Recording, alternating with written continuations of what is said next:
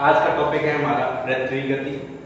पृथ्वी कितने प्रकार की गति करती है, इन गतियों की वजह से पृथ्वी पर हमें क्या देखने को मिलता है, इसके बारे में आज हम जानकारी आपको देंगे। ठीक, पृथ्वी कितने प्रकार की गति करती है, इन गतियों से क्या प्रभाव पड़ता है, उन सब के बारे में जानकारी पड़ती है। हम अक्सर देखते हैं कभी दिन होता है, कभी रात होती है, कभी ऋतु परिवर्तन होता है। तो इन गतियों की वजह से क्या होता है, पृथ्वी पर सारी घटनाएं देखने को मिलती है। कभी सर्दी में देखो दिन छोटा, कभी बड़ा, कभी रात, कभी दिन होता है, कभी गर्मी, कभी सर्दी पड़ती है। वो सब ये सब घटनाएं पृथ्वी गतियों के कारण होती है। तो हम देखेंगे पृथ्वी कितनी प्रकार की गति करती है, कौन सी गति की वजह से कौन सी घटना होती है, इसके बारे में हम आज आपको पढ़ाएंगे। ठीक, लेकिन पढ़ाने से पहले एक छोटे से बिंदु हम चर्चा करेंगे। हमारे सौर मंडल में सन सहित 8 ग्रह हैं जो सूर्य के चारों चक्कर लगाते हैं। अर्थात हमें पता है सूर्य क्या है, अपनी जगह पे स्थिर है और सारे ग्रह क्या कर रहे हैं, सूर्य के चारों चक्कर लगाते हैं। जो सूर्य के चारों चक्कर लगाते हैं हम ग्रह बोलते हैं। पृथ्वी क्या है, ग्रह है, प्लेनेट है। तो पृथ्वी जो है सूर्य के चारों चक्कर लगाते समय, पृथ्वी जो है सूर्य के चारों चक्कर लगाते समय 2 प्रकार की गति करती है।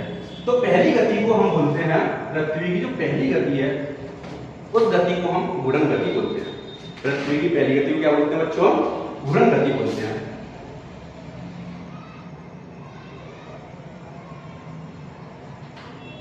पहली गति को हम घूर्णन गति बोलते हैं। घूर्णन गति को हम दैनिक गति भी बोलते हैं। घूर्णन गति को ही हम दैनिक गति भी बोलते हैं, या फिर घूर्णन गति को ही हम परिभ्रमण गति भी बोल सकते हैं।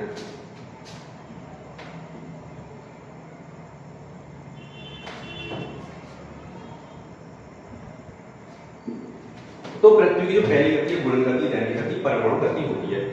ये गति होती क्या है, इसके बारे में जान रहे हैं।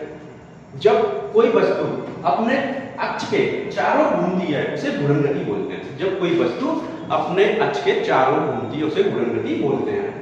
सपोज करो कि कोई व्यक्ति अपने चारों घूमे, एक ही स्थान पर घूमते हुए चारों तरफ घूम करके घूम जाए तो उस गति को हम घूर्णन गति बोलते हैं। तो पृथ्वी पहली गति क्या होगी, अपने अक्ष के चारों इस तरह घूम रही है। पृथ्वी की पहली गति होगी, पृथ्वी इस तरह से अपने अक्ष के चारों क्या घूम रही है। या सपोज करो हमने एक डायग्राम बना रखा है छोटा सा, सब समझाने के लिए। हमारी पृथ्वी हो गई, ये एक्स अक्ष हो गया, वाई अक्ष हो गया, इस अक्ष के चारों पृथ्वी क्या हो रही है, इस तरह से घूम रही है। ठीक, जो हिस्सा सन के सामने होगा, जो सन हो गया, जो हिस्सा सन के सामने होगा वहां पे दिन होगा। ठीक है, जो हिस्सा इसके अपोजिट होगा सन के, उस हिस्से में क्या होगी, नाइट होगी। और इस तरह से पृथ्वी अपने अक्ष के चारों घूम रही है।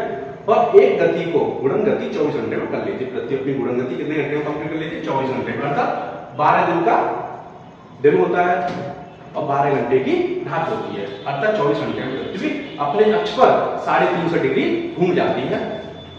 ठीक, तो घूर्णन गति कितने घंटे में होती है कंप्लीट, 24 घंटे में पृथ्वी 360 डिग्री अपने अक्ष पर घूम जाती है।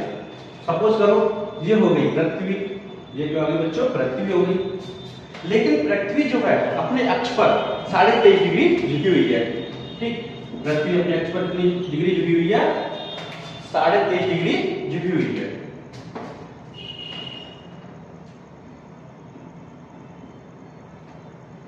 साढ़े 23 डिग्री अपने अक्ष पर झुकी हुई है। ठीक है, पृथ्वी की घूर्णन गति की वजह से पृथ्वी पर दिन रात होते हैं। ठीक है, तो पहली गति की वजह से हमें पता चला कि पृथ्वी पर जो दिन रात हो रहे हैं, जो दिन रात हो रहे हैं, कौन सी गति कारण हो रहे हैं बच्चों, तो हमें पता होना चाहिए पृथ्वी पर जो दिन रात हो रहे हैं वो पृथ्वी घूर्णन गति या दैनिक गति या परिभ्रमण गति की वजह से होती है। अगली गति हम पढ़ेंगे पृथ्वी की कौन सी गति होती है उसके बारे में जानेंगे। तो दूसरी गति जो होती है पृथ्वी की, उस गति को हम परिक्रमण गति बोलते हैं। उस गति को हम परिक्रमण गति बोलते हैं, या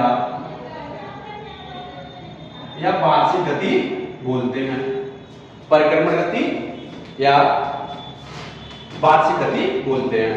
जो पृथ्वी जो है